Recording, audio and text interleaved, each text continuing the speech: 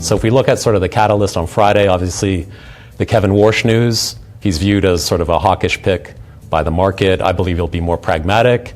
It's really his views on the balance sheet and quantitative tightening.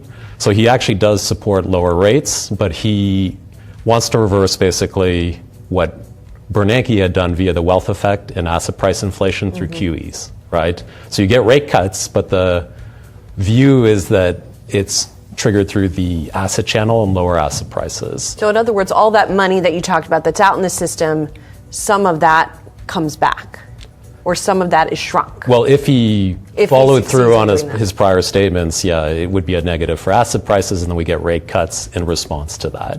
But structurally, especially the case for gold, is still very compelling, okay?